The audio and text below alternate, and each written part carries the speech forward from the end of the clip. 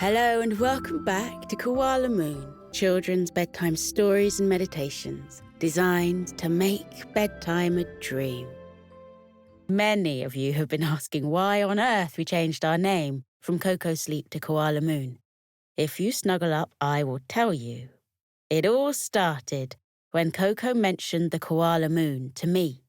He said as much as his bedtime stories helped all of you drift off to sleep, really, it was the Koala Moon that did it, and so that should be the show's name instead. This is Koko and the Koala Moon by Susanna McLaughlin.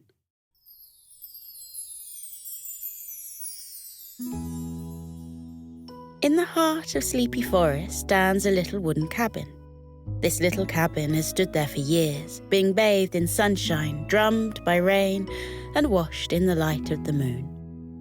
Within the cabin live a family of koalas, and one little panda too. The littlest koala is named Koko. For years, when the sun began to set, the little koala would yawn and rub his eyes with his paws, and everyone would know it was bedtime. Koko would be bathed in the bubbliest of baths. He would be given a mug of hot, frothy cocoa, and he'd be tucked up in woolly blankets and told a story. This story was sometimes told by his dad, sometimes by his mum, sometimes by Grandma, and sometimes by Auntie Shirley, if she was stopping by in between one of her whirlwind adventures. The night that Koko learned about the Koala Moon, it was told by his grandpa. Koko was little then, not much more than a baby. His brown eyes were especially big and sparkled especially bright when he was sleepy. Grandad pulled up a chair to the side of Koko's bed and flopped down into it with a sigh, taking off his glasses to polish them with his handkerchief. He leafed through the books in Koko's bookshelf and asked the little koala what adventure he wanted to take that night. Would it be exploring the high seas with Atticus the pirate?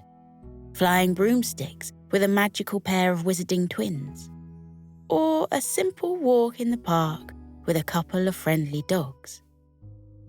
Koko yawned a little tired yawn once more and blinked slowly. "Something different, please, Grandad," he said. "Something new."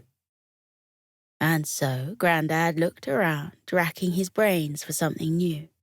His gaze fell out the window and into the sky, where the moon hung round and watchful, sending a gentle silver glow across Sleepy Forest to glint gently against Grandad's round-framed glasses.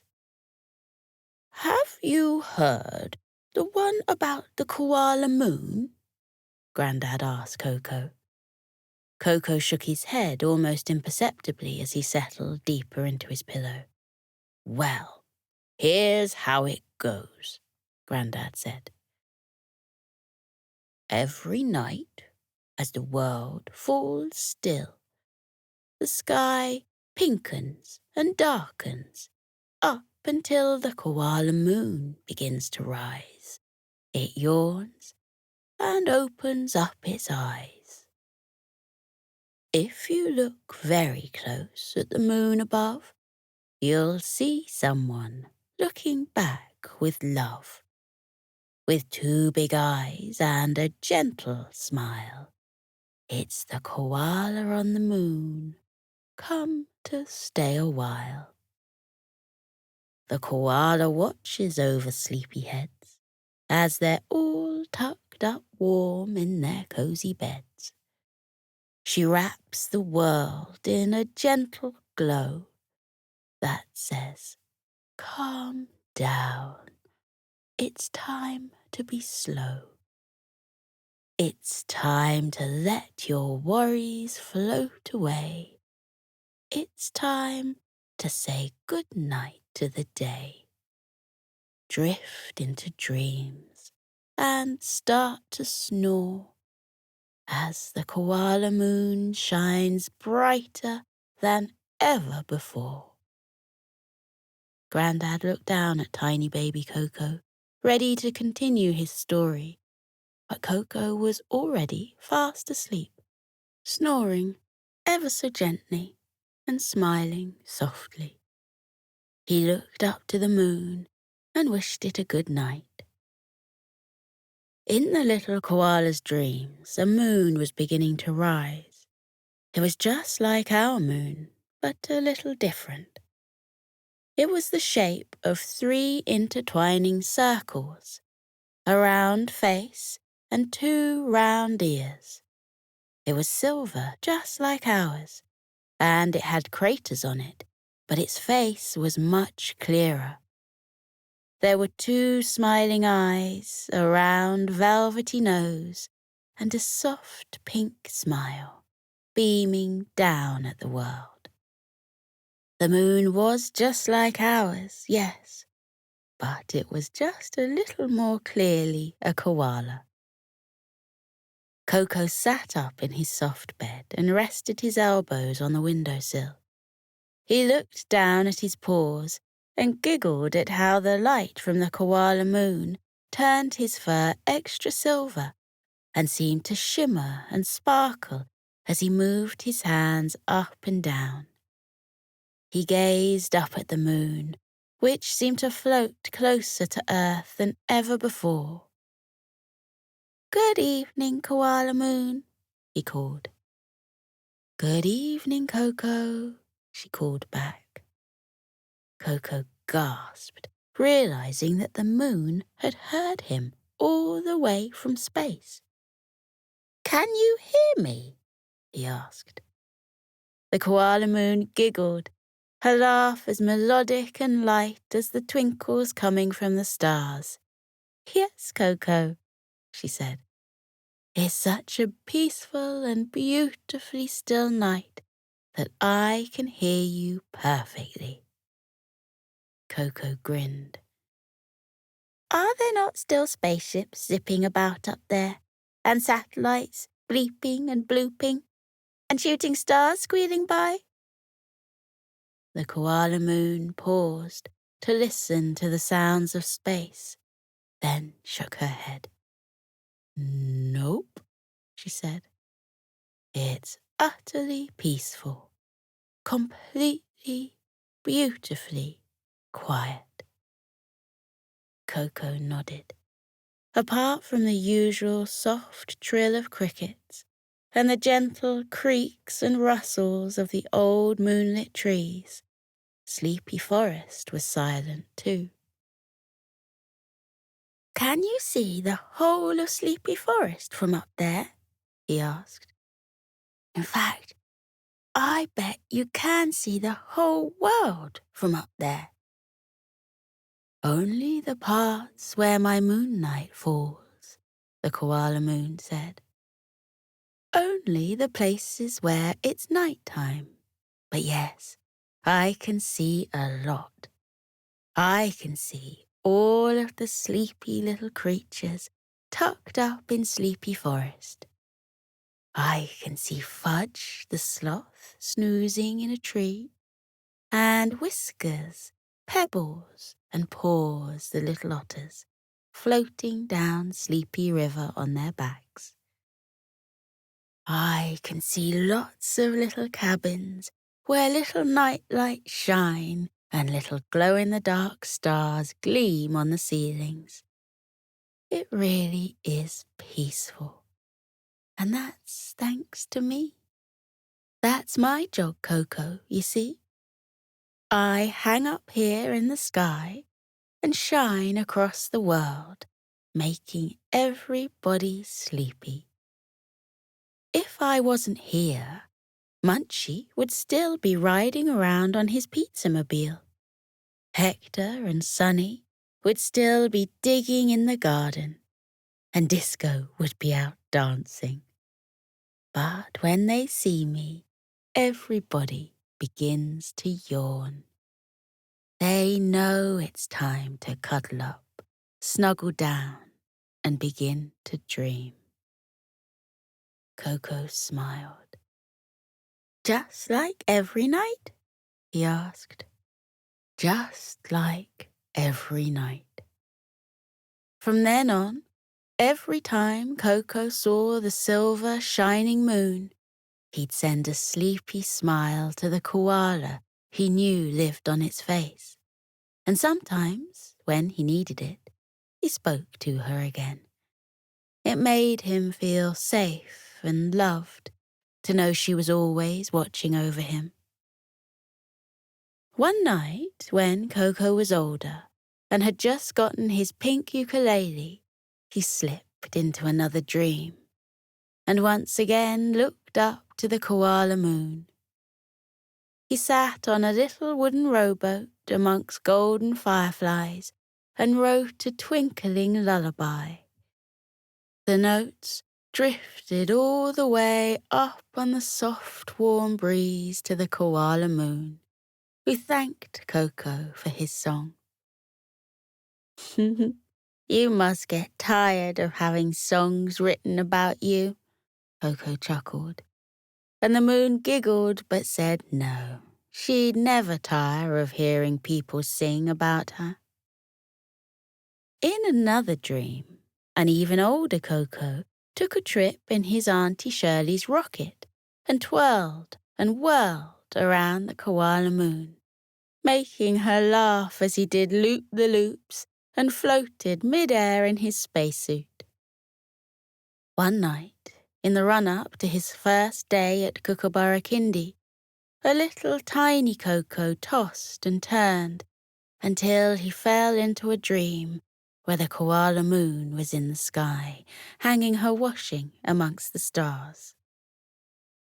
"Excuse me," he called to the koala moon. She smiled down at him, never too busy to make time for her little koala friend. "I don't think I'll be able to sleep very soundly tonight," he said. "I'm going to Kookaburra Kindy tomorrow, and I'm a little bit scared. What if no one likes me? What if I'm not smart enough, or arty enough, or not good enough at sports?" The koala moon shushed Koko with a smile. "It's okay to be nervous, Koko." She frowned. "When I come out at night, I try to bring peace and quiet and sleepiness. But some people say nighttime can also bring a little worry. Some people find that without the busyness of the day, their heads can get a little busy and full, and they start thinking about what might happen tomorrow. But Koko, everything is going to be okay. If you ever feel unsure, I want you to look at me and remember that you're a smart koala. You're a brave koala, and you're going to do your best. And if things go wrong, I'll see you tomorrow night, and we can just giggle about it then, okay?" Koko nodded. "Okay." Every time he looked up at the moon from then on, he imagined her telling him those things. He would even repeat them to himself. He would say, "I'm a smart koala. I'm a brave koala. And I'm going to do my best. Everything is going to be okay."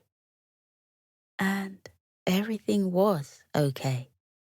The night after Koko started Kookaburra Kindy, he looked up at the koala moon from a dream drifting amongst marshmallow clouds and laughed.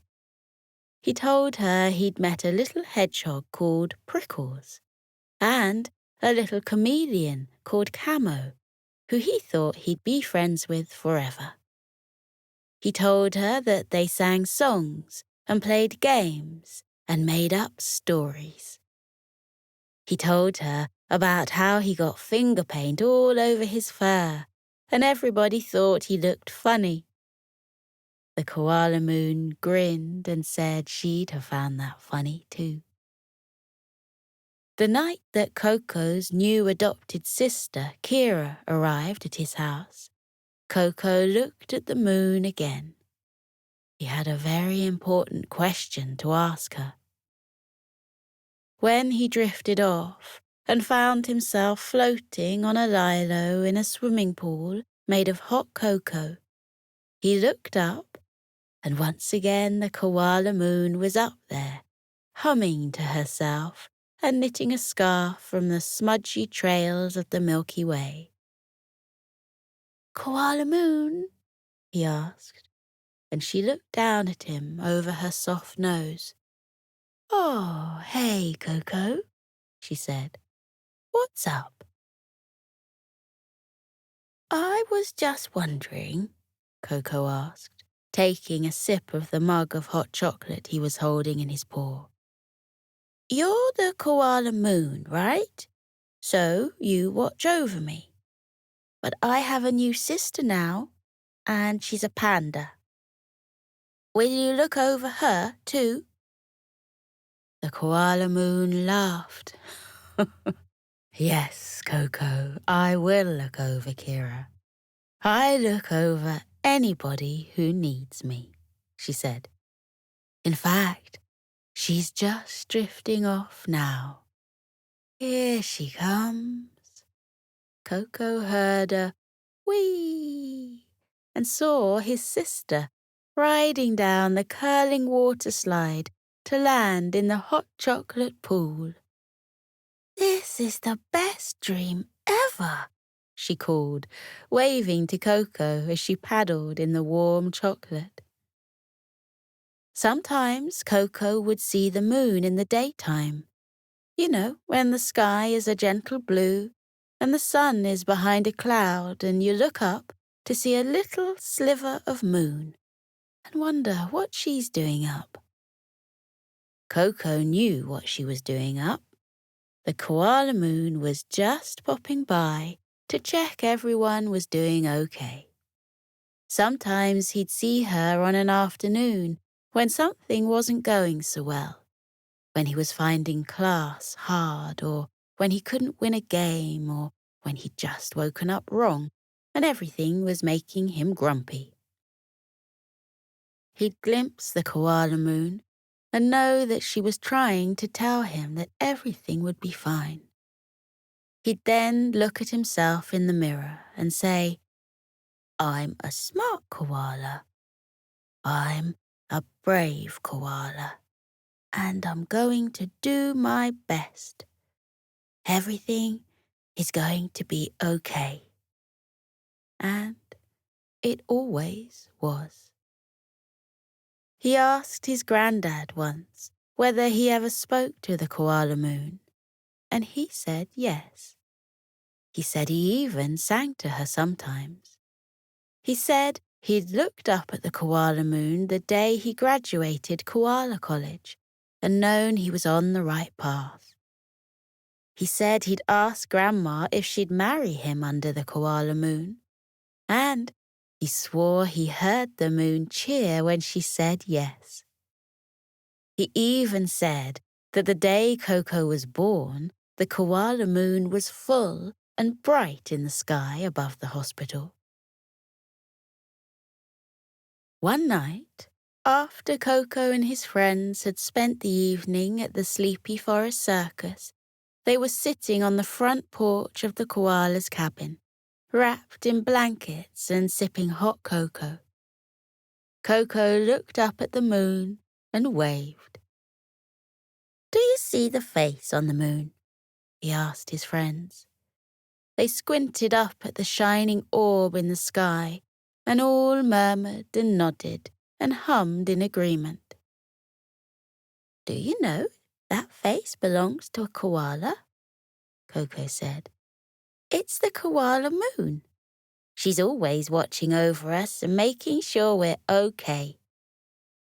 His sister Kira wrinkled her little panda nose and asked if he was sure it was a koala moon. She thought it was a panda. Prickles the hedgehog giggled. He said he'd always known that as the hedgehog on the moon. Didn't they see its snuffly little pointed nose? Camo grinned and said he thought the face on the moon was a chameleon. He pointed to a constellation of twirling stars. Those there make up his tail. From his rocking chair, Coco's Grandad chuckled. Humans even call it the man on the moon, he said. But whoever's right, everyone has one thing in common.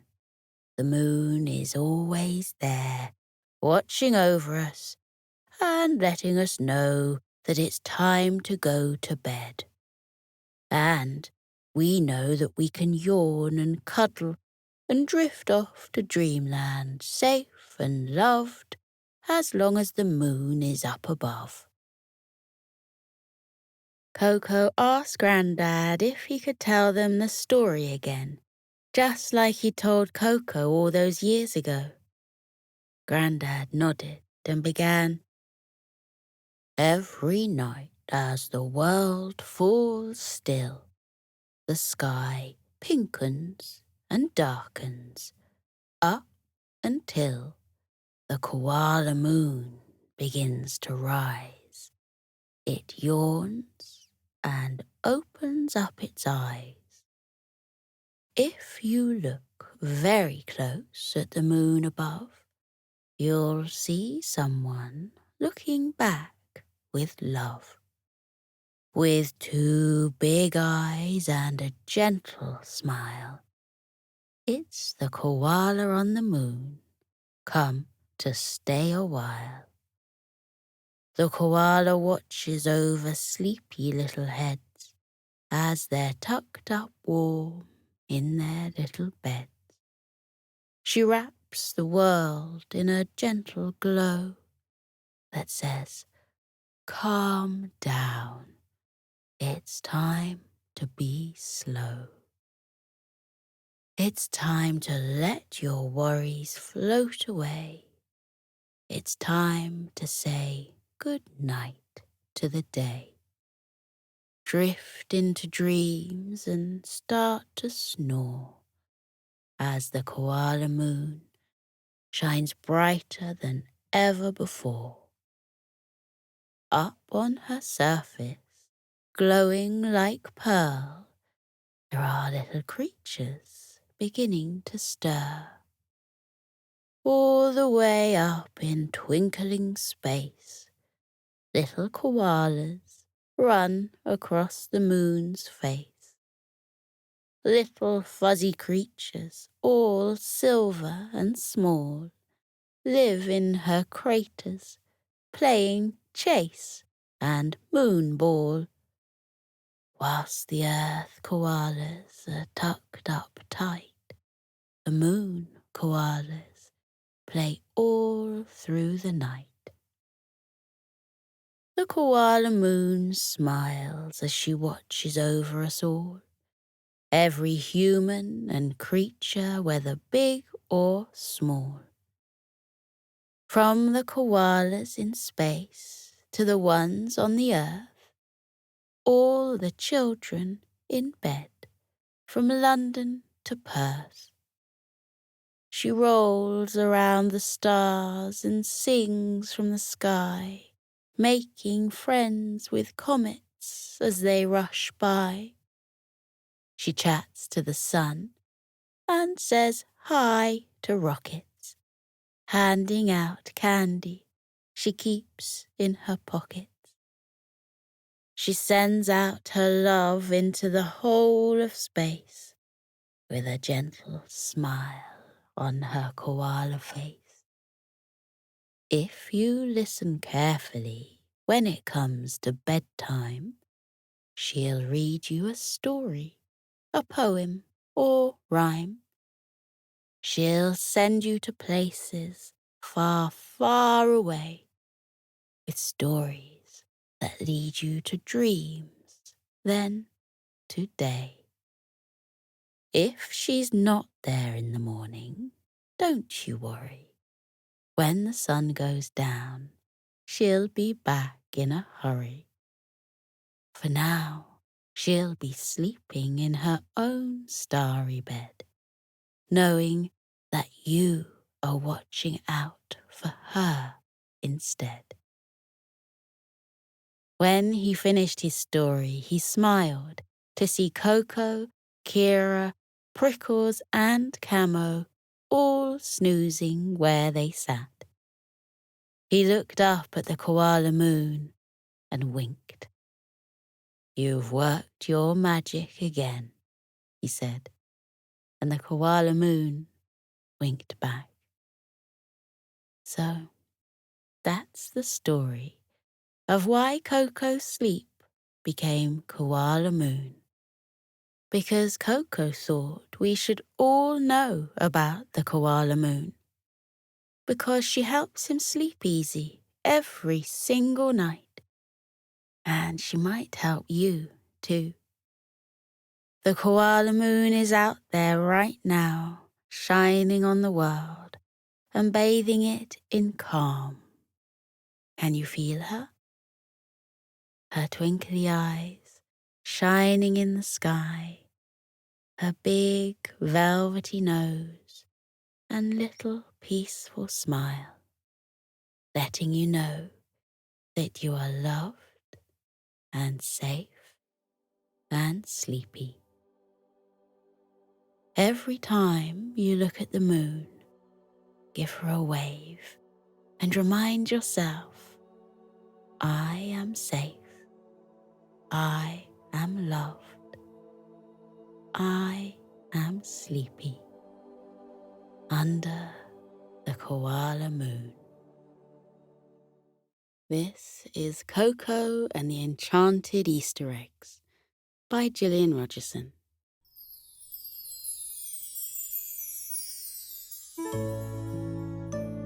Deep in the heart of a faraway forest stood a cozy cabin. Inside the cabin lived a family of koalas. The youngest member of the family was called Koko. It was a beautiful Easter morning, and inside a cabin in Sleepy Forest, Koko was enjoying a breakfast meal with his family. Because it was Easter, their breakfast was extra special that day and included toasted hot cross buns, followed by a small slice of chocolate cake that had marzipan eggs on the top. It was Grandpa's special Easter cake, and he made it every year. The family loved it, especially Koko, who was sometimes given a second slice of the delicious cake. After their breakfast, the family decided to sit outside on the patio. They settled down on the swinging benches and gazed at their tranquil surroundings. The air was pleasantly warm, and the sun's rays slanted through the trees at the far side of the garden. Bright yellow daffodils and cheerful red tulips swayed gently in the breeze. The wind rippled softly through the grass and sent a gentle whisper from tree to tree. The birds sang sweet tunes from the treetops. It was a soothing scene, and the koalas sat in silence for a while and enjoyed the peacefulness of the sunny Easter morning. After a few minutes, Grandpa went inside and returned with second helpings of the special chocolate cake for everyone. Koko smiled at his grandpa and said thank you. The little koala tucked into the cake and ate every last bit. Koko said to his family, I think this cake tastes even more delicious outside. He grinned at his grandpa and added, I think it might even have magic in it. Grandpa's eyes twinkled. He winked at Koko and said, Maybe that's my secret ingredient, little one. Maybe I put Easter magic into my cake. Koko chuckled. He looked at the forest in front of him. The spring sunshine highlighted the fresh new leaves that sprouted from every branch. Koko tipped his head to one side and said, I feel like there's Easter magic in Sleepy Forest today, and that an adventure might be waiting for me. His grandma said, I can feel the magic in the air too. Koko, perhaps you should go for a walk and see if you can find that adventure. And when you come back, you can tell us all about it. Can I? Koko asked. His family smiled at the eager look in Koko's eyes and said yes. Koko stood up and ran down the steps of the porch. He gave his family a wave of goodbye and skipped along the path that led into Sleepy Forest. He hummed happily as he skipped along through the forest. The sunlight filtered down through the branches and cast flickering shadows across the path. Koko danced with the shadows, a big smile on his face. A few moments later, something small, wrapped in purple foil, rolled across the ground towards him. It looked like an Easter egg. Koko picked it up and said, Where has this come from? Has someone lost an egg? A rustling sound came from the hedges at the side of the path, and a white rabbit hopped out from behind them. She was wearing a gold waistcoat that had pictures of silver eggs on it. Her ears and bushy tail were silver, and they sparkled brightly in the spring sunshine.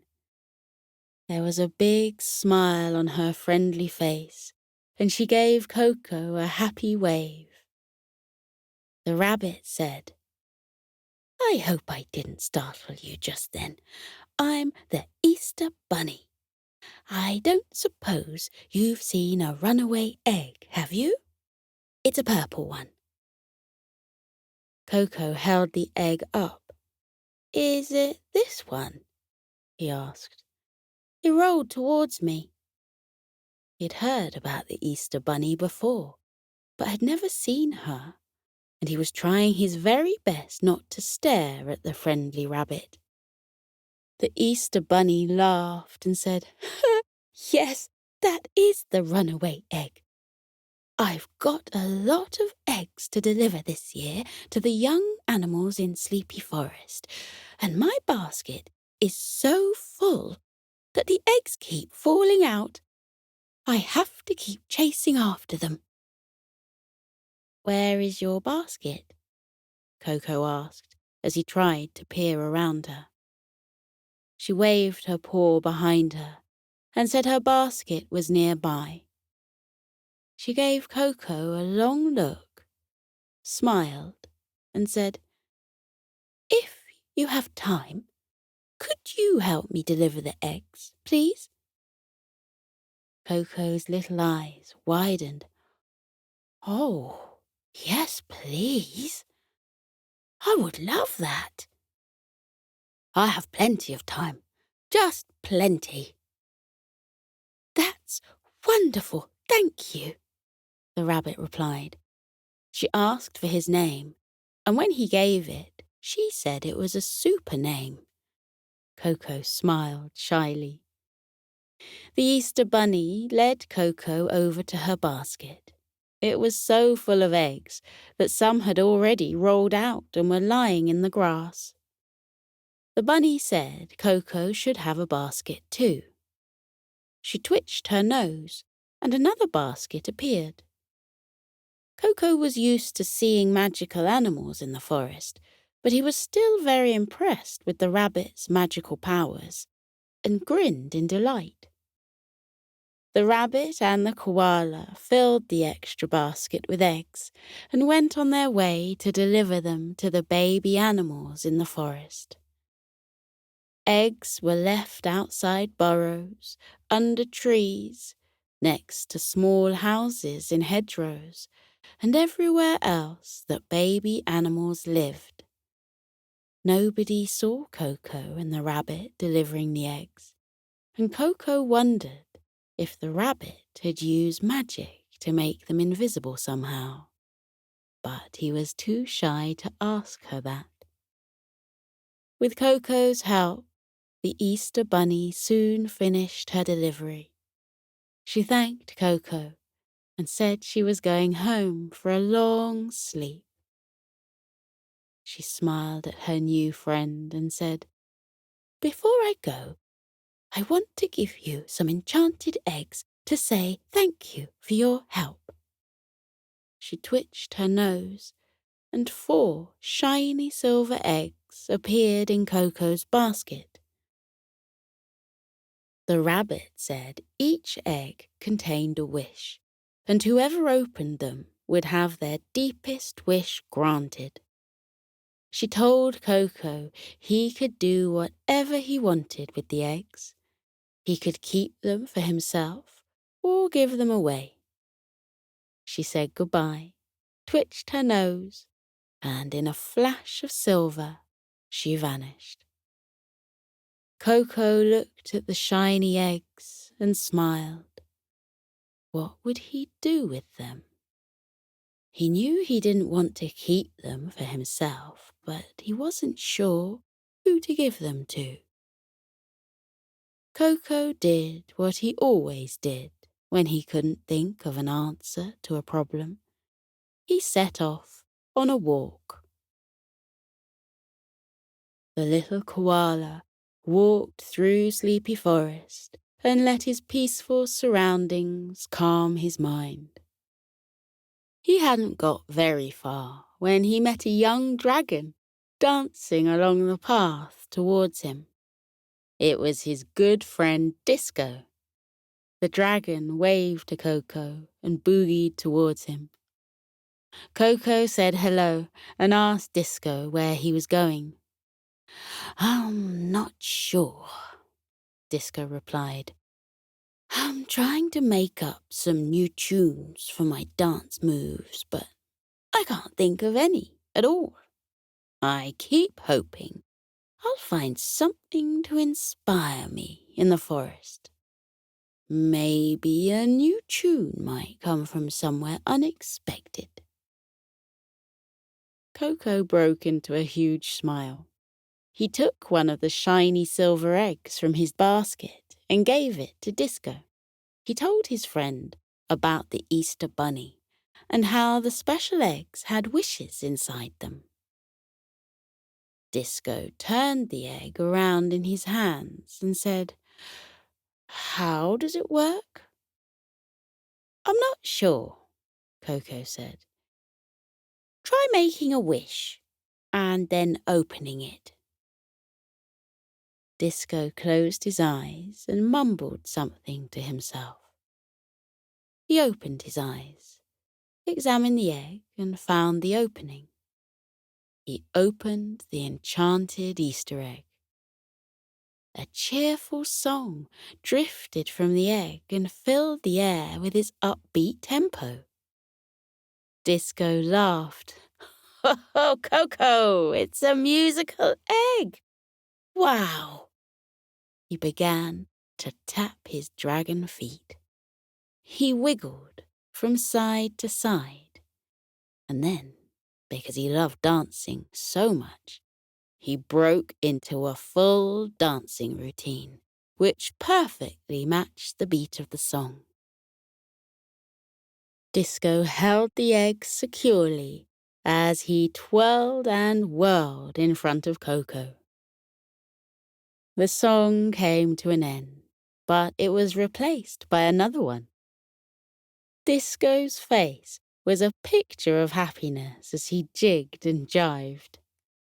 Seeing him so happy filled Koko's heart with love and warmth, and he told Disco the egg was his to keep forever. Disco stopped dancing and gave his kind friend a hug. "Thank you so much, Koko. This is a wonderful gift. I'll never run out of new tunes now." The two friends said goodbye Koko smiled as Disco danced down the path with the enchanted egg in his hand. Koko walked on through the forest, holding the basket of 3 silver eggs. He gazed at the blue sky and noticed a few soft grey clouds drifting across it. More clouds followed, and then a light rain began. It was one of those spring showers that come out of nowhere, and Koko knew it wouldn't last long. Koko stood still and enjoyed the feeling of the soft rain settling onto his fur.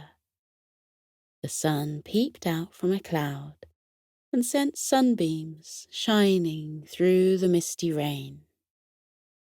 And then the most magnificent rainbow that Koko had ever seen appeared in the sky. The bright colours glimmered and glinted as if made of magical gems. It was so mesmerising that Koko couldn't look away from it.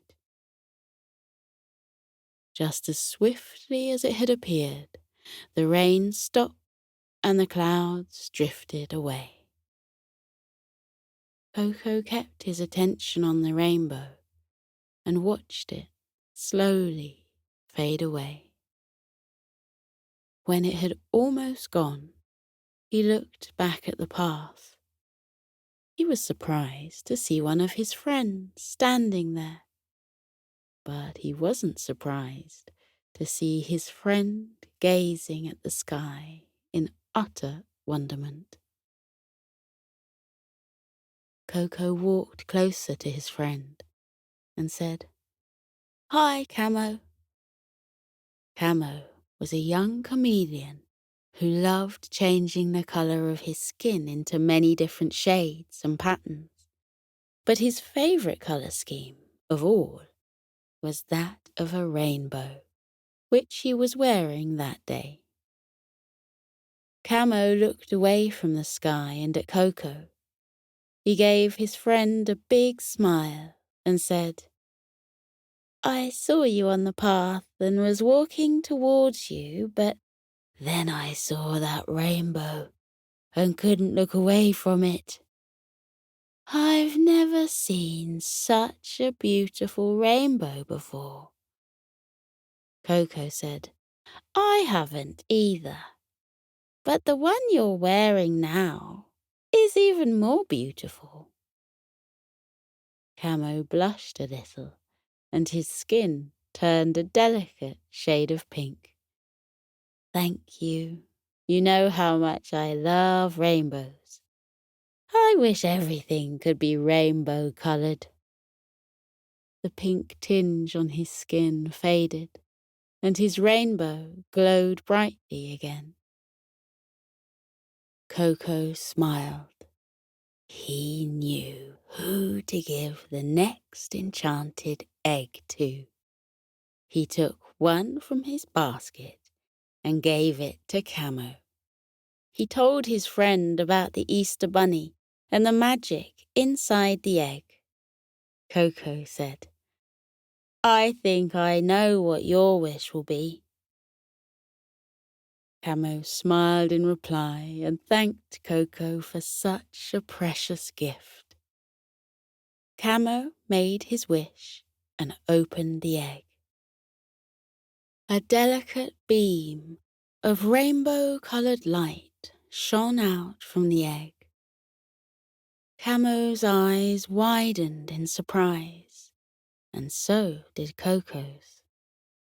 Koko said, "Oh, wow! It's a rainbow torch. Camo, shine it on my tummy." Camo did so, and the little koala's fur was covered in a resplendent rainbow of colours that matched Camo's. The two friends laughed, and Koko said they looked like twins. Camo shone the torch over the trees and plants around him. Everything turned rainbow-coloured under the light of the magical beam. Camo smiled. "This is the best gift ever, Koko. Thank you so much." He closed the enchanted egg and gave the koala a big hug. Koko said, "You are welcome.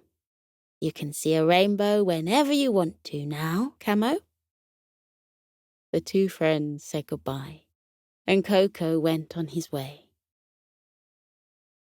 Koko soon saw someone else that he knew. It was his sleepy sloth friend, Fudge.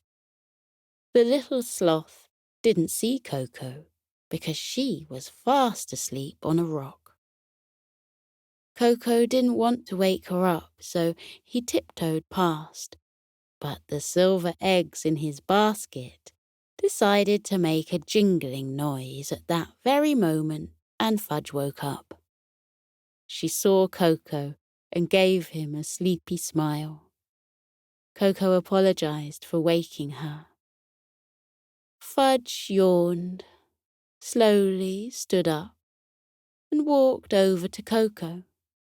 She said, "That's okay. I was only taking a nap. I was walking from one tree to another and suddenly needed to rest. That rock was the closest thing to me, so I settled down on it. It's not very comfy, though." She chuckled. "I wish I could carry a bed with me, and then I could take a nap wherever I am." Upon hearing her words, Koko gave her an enchanted egg and told her about the Easter bunny and how her wish about carrying a soft bed with her could come true. "Do you really think so?" Fudge asked. "How big would the bed be? Do you think it would be heavy? I might get very tired if I have to carry a heavy bed around with me." "Ooh, ooh," she yawned. Koko said she should let the egg work on that part of the magic and told her to make her wish and then open the egg. Fudge sleepily made her wish. She opened the egg and saw a small fabric package inside. There was a string dangling from the middle of it.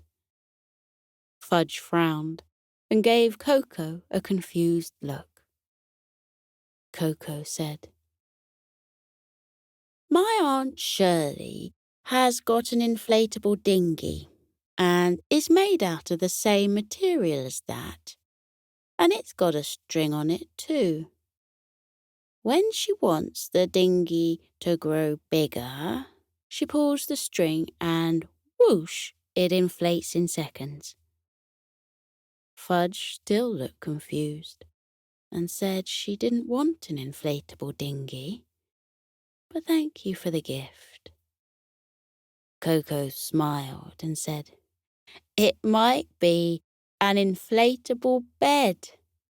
Let's put it on the grass, pull the string, and see what happens. Would you like me to do that?" "Oh, yes, please. All this excitement is making me very tired." "Oh, She let out a long, long yawn. Koko placed the little package on the grass and pulled the string. A soft hissing sound came from it, and the peculiar object began to fill with air. It grew and grew and became an inflatable bed that was the perfect size for a sleepy sloth. There was even a blanket on it, which looked ever so soft. Fudge's little face filled with happiness. Koko wanted to see what would happen when he pulled the string again. He pulled it and was very pleased to see the bed deflating to its original size. It even popped itself back into the egg. Fudge asked if she could try inflating the bed, and was delighted when she made the bed reappear. She yawned and said she should test the bed to make sure it was as comfortable as it looked. She climbed into the bed, pulled the cover up to her chin, and fell fast asleep. Koko whispered, "Sweet dreams," and went on his way.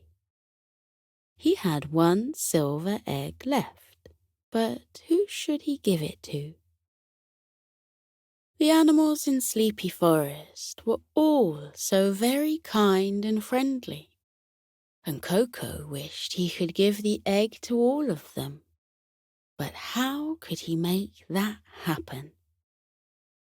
He carried on walking through the beautiful forest, hoping that a solution would appear. As he walked along, his mind became calmer and calmer. He walked into a clearing and sat down on a log in the middle of it. The clearing was a happy place for Koko, because it was where the animals of Sleepy Forest often held festivals and celebrations. The little koala suddenly smiled. Aha! That was it. He knew what to do with the last egg. He wasn't sure if it would work, but he had to try. He picked up the egg and held it firmly. He closed his eyes and whispered his wish into the silver egg. He had a lot of detail in his wish and hoped it wasn't too much for the enchanted egg. Koko opened his eyes and moved the egg around in his paws, looking for the opening. Before he could find it, the silver egg rose from his paws and opened all on its own. Hundreds of tiny spring flowers flew out of the enchanted egg and floated around the clearing. They settled on the hedges and trees, across the grass and on the hedgerows. The flowers grew bigger and covered the clearing in an abundance of yellow, red, and orange blossoms. More items came from the magical egg. This time it was tiny tables and chairs. The furniture arranged itself around the clearing, and as soon as each item touched the grass, it began to grow into a full-sized item. Food and drink appeared on the tables, along with vases of bright yellow daffodils. The egg hadn't finished working its magic, and Koko watched in amazement as small, egg-shaped invitations fluttered out of the open egg and flew away in all directions. Koko had asked for everyone in Sleepy Forest be given an invitation, including the Easter Bunny, and he was so pleased to see that the egg had granted that part of his wish too. When the last invitation had fluttered out of the egg, it closed and drifted over to the little koala. Koko thanked it for making his wish come true. The silver egg twinkled brightly and then vanished. Koko crossed his fingers. He hoped the invitations would reach everyone, and he hoped everyone would be able to attend the special surprise party. He waited patiently to see what would happen. The little koala didn't have to wait long, because the first guests soon arrived. It was Koko's family. His grandma held the egg-shaped invitation in her paw and said, "What a lovely surprise, Koko. What happened when you went out for your walk? You must tell us everything." "I will, Grandma." Koko ran towards his family and gave them all a hug. Koko didn't have time to tell his family what had happened because more guests arrived, and soon the clearing was full of animals who were delighted at having received an invitation to an Easter party. It wasn't long before they were all having a wonderful time. The Easter Bunny came to the party too, and brought lots of chocolate eggs, which she gave out to the party guests. She told Koko they weren't enchanted ones this time, but had been made with extra delicious chocolate. The surprise party continued into the afternoon, and into the evening too. As the sky grew darker, the magical flowers in the glade turned into twinkling fairy lights and added a magical feeling to the party.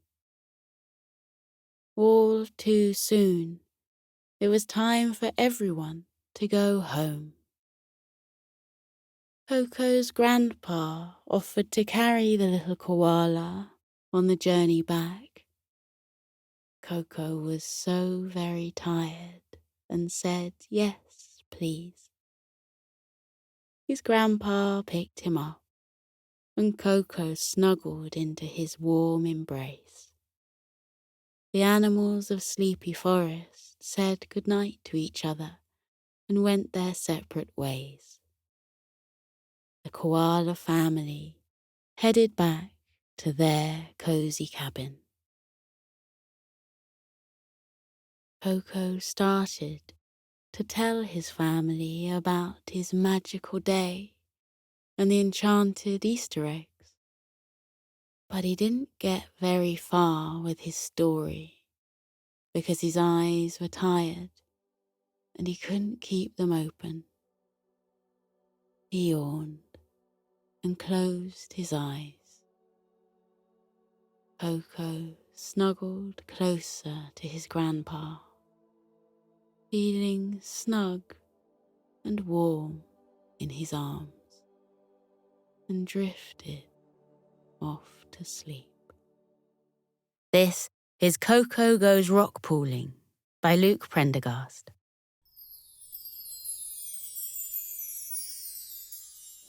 This evening we're going to meet our old koala friend, Koko. But we're not meeting him at his home, the little log cabin where he lives with the rest of his family. No, today we're going to meet Koko at the edge of Sleepy Forest, where the line of trees meets the ocean. Because this afternoon, Koko pulled on his welly boots and his bright blue anorak and slung his backpack over his back and set off for the beach. Can you hear the sound of the waves? The hush and rush of the tide, like the sound of the earth breathing. That means that Koko is here somewhere. Ah, there he is, picking his way across the pebbles at the edge of the sea. Let's say hello to Koko. Hello, Koko. Koko walks across the beach, hearing the shingle crunch satisfyingly beneath his bright yellow welly boots. There is a gentle breeze, and on it, he can smell the salt of the sea. And on the fur of his face, he can feel the little droplets of seawater that are carried on the breeze. Koko's come to the beach today to go rock pooling. In amongst the rocks at the edge of the water are small pools that get filled by the seawater. Koko has learnt from his teachers at Sleepy Elementary School that these rock pools become the perfect homes for all kinds of sea creatures, animals and plants alike. And that if you put on your wet weather gear and go and peer into the rock pools, you may discover some quite wonderful things. So this is exactly what Koko has done. Now Koko reaches the rock pools, steps carefully onto the rocks, for they are slippery with seawater and algae, and peers down into the first pool. The water sparkles like crystal, catching the pale light of the early evening sun. Beneath the sparkling, the water is deep and dark. Sometimes it looks blue. Sometimes it looks green. Other times it looks black as ink. Sometimes, as the water shifts, Koko can see silty sand and all kinds of pebbles, white and black and grey and brown, sitting at the bottom of the rock pool. But no other creatures just yet. Koko scrambles cautiously over the rocks until he has reached the second rock pool. He peers down into the shimmering water and sees more pebbles at the bottom, but still no creatures. And so Koko scrambles to yet another rock pool and peers into the water. This time, he sees something. It's a sparkling yellow shape beneath the surface of the water. Before Koko can make out what it is, the friendly face of a pufferfish pokes up through the surface of the water. "Hello," says the pufferfish. "Hello," says Koko, who is not so much startled as glad to see the friendly face of a creature swimming about the rock pool. "Who are you?" The pufferfish tells him his name is Zen, and Koko introduces himself. "Hello, Koko," says Zen the pufferfish, blowing up his body full of air. "Nice to meet you. Now, can I tell you a little secret?" "Ah, yes, please," Koko replies. "I love to hear secrets." "Well, the thing is," says Zen, "I've been watching you for a few minutes, actually. I watched you peer into that pool over there, and then into that pool over there, and then finally into this pool here. Can I ask you, why did you move on from each rock pool so quickly?" "Well," Koko explains, "I moved on because I couldn't find any little creatures in the pools." "Ah," sighs Zen, nodding wisely. "I thought that might be the case. But let me tell you one more thing. The trick with rock pooling is that you have to have some patience, and you have to look very closely. A rock pool that on a brief inspection might appear to be empty is actually very often, with a closer look and a dash of curiosity, teeming with all kinds of wonderful and interesting things. Can I show you? Koko is absolutely delighted at Zen the pufferfish's offer to show him the rock pools. He nods his head happily and says, "Oh, yes, please." Zen the pufferfish gives a couple of swishes of his tail and sails around the side of the pool. Koko follows, and when he reaches where Zen has come to rest, the pufferfish tells him to look deep in the water. Koko looks at the sparkling water, at the rocks at the bottom, and the way the tide pulls at the pool and then releases. "Keep looking," Zen encourages him. "Don't look away. Look harder. Look deeper." Koko tries to do as Zen advises, and then, to his great delight and surprise, he does really begin to see things in the rock pool that he hadn't been able to see before. First, he sees that there are not only beautiful coloured pebbles at the bottom of the pool, but tufts of swaying seaweed too. The seaweed is dark and silky. It billows in the water in the same way that the leaves on the trees in Sleepy Forest billow in a gentle wind. "That's it," says Zen. "Look even closer." Koko looks even closer, and then he sees that the seaweed contains many different wondrous colours. Sometimes the seaweed looks green. Other times, it looks almost purple. As it moves back and forth in the water, it sparkles blue and red too. A display so iridescent, it seems that the seaweed may well be an underwater rainbow. "Wow," whispers Koko. "You really can see many things if you look very closely." "That's right," replies Zen, nodding his head.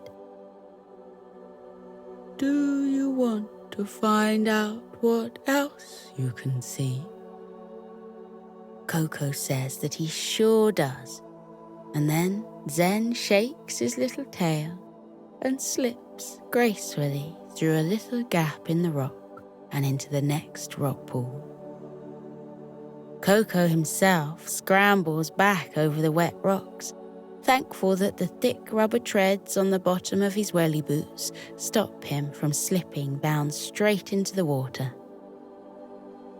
When he reaches the other rock pool, Zen the pufferfish is already there, smiling at him kindly.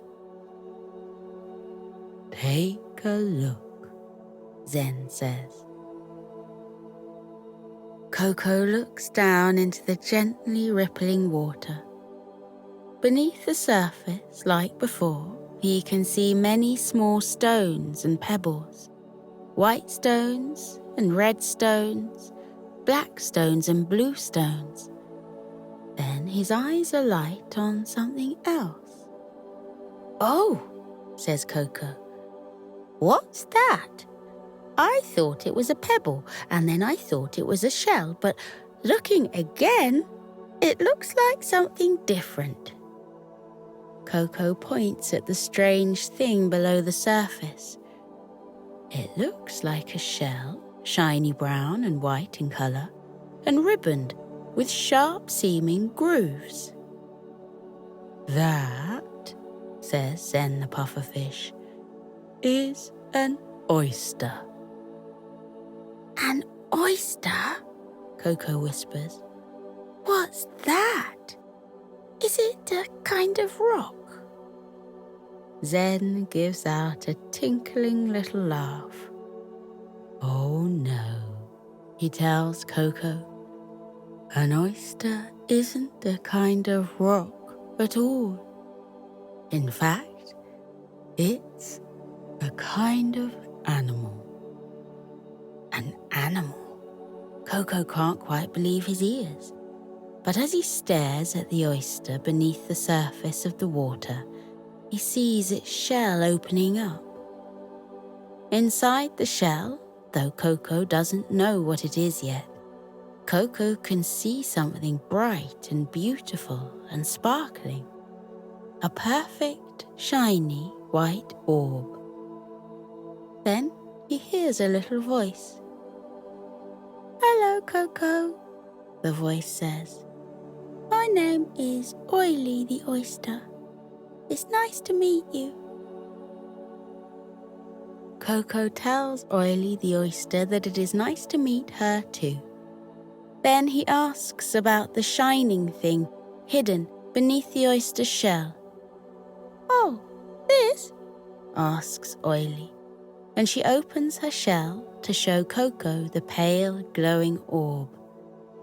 This is my pearl. A pearl? Koko says. Where did you find it? Oh, says Oily the oyster with a small giggle. I didn't find it. I made it. Let me tell you the story. Oily the oyster told Koko then that oysters make pearls when a tiny grain of sand or a little bit of grit makes its way accidentally through the gap in their shells. This piece of grit or grain of sand is as dull and unremarkable as it sounds. Just a tiny bit of dirt that you wouldn't blink twice at. But quite unexpectedly, this remarkable bit of grit is exactly what an oyster needs to make a pearl. When a grain of sand made its way inside Oily's shell, that's when she began to get to work. Over many, many months, Oily began to wrap the little grain of sand in layer upon layer of a special substance, the same substance that her shell is made of. It's like wrapping a tiny ball in layers and layers of silk, she explains. And then, after a long, long time and much hard work, the little bit of grit is no longer a mere piece of grit. It is a beautiful pearl. That is a wonderful story, Koko tells her. Thank you for telling it to me. And you would not have been able to make a pearl without the piece of grit? He asks. Oh no, Oily tells him. I would not. And that is the truly important thing. We oysters know how even something as dull and unremarkable as a speck of dust can often be the start of something indescribably beautiful. A thought occurs to Koko. Just like the ducks on the Sleepy River, he says, who grow up and turn into beautiful swans. Yes, Oily replies, quite delighted. Exactly like that. Zen the pufferfish asks Koko if he's ready to discover more delights in the next rock pool. and Koko says that he definitely is. He thanks Oily the oyster once more for her wise and wonderful story, before following Zen, who slipped through to another rock pool. "What can you find in here?" Zen asks him. Koko perches on a shelf of the dark rock and peers into the water. The pool, he thinks, seems empty, apart from the normal pebbles at the bottom. The sound of the sea tide fills Koko's ears. It reminds him of the sound his mum's nails make on his back when she's scratching an itch for him. And Koko likes the idea very much that it is the sea's job to scratch the land's back. And then, quite curiously, just as he's having this thought, he notices things in the rock pool that he hadn't noticed before. He sees the shells of some limpets sucking hard on the surface of the rocks. He sees seaweed drifting back and forth like long fronds of hair. He sees bright red anemones waving their frilly red tendrils through the water. Then Koko sees something moving in the water, and he notices that a crab has been hiding in the crevice of a rock. The crab creeps out from his hiding place, clicking his claws in greeting. "Hello," says Koko. "Why, good evening," says the crab, clicking his claws again. Koko asks the crab why he's hiding. The crab explains that he slips into the nooks and crannies in the rock and hides there, very motionless, waiting for little morsels of food to pass by. Then, as they do, he can reach out and take them in his clicky little claws. Often, he says, that's the best way to do things.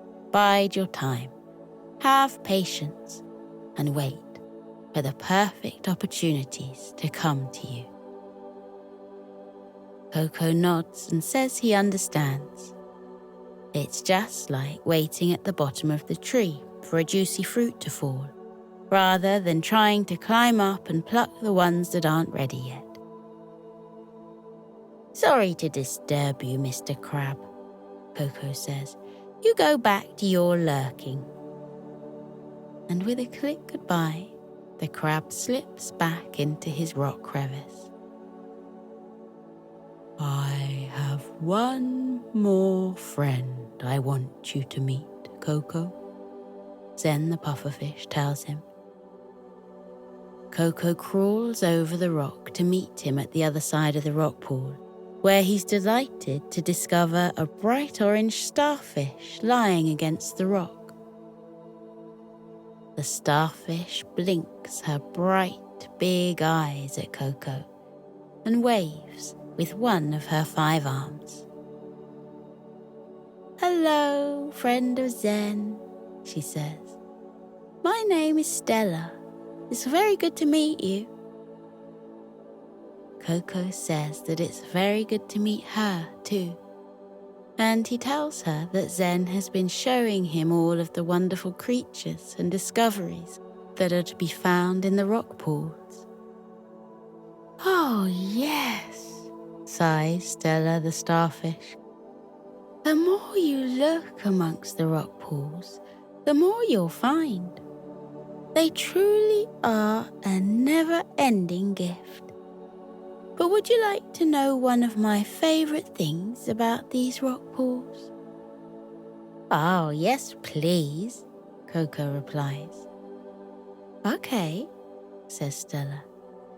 "But in order to see it, you have to be just like me. You have to lie down on the rock, on your back." Koko does as Stella says. He turns over and lies with his back on the rock. Then he looks up and he can't believe his eyes. Up above him, the sky stretches out like a dark blue cloth. The The sun has set. Evening has come to the sea at the edge of Sleepy Forest, almost without his noticing it.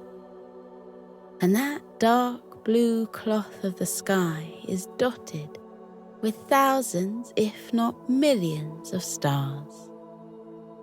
It is as though someone has taken a needle and embroidered the sky with gold and silver threads. They sparkle and shimmer, a whole galaxy of twinkling stars. This is why you can always find me lying on this rock, Stella tells them. Because from here, you can look up to the sky and fill your eyes up with stars. Maybe that's why they call me a starfish too.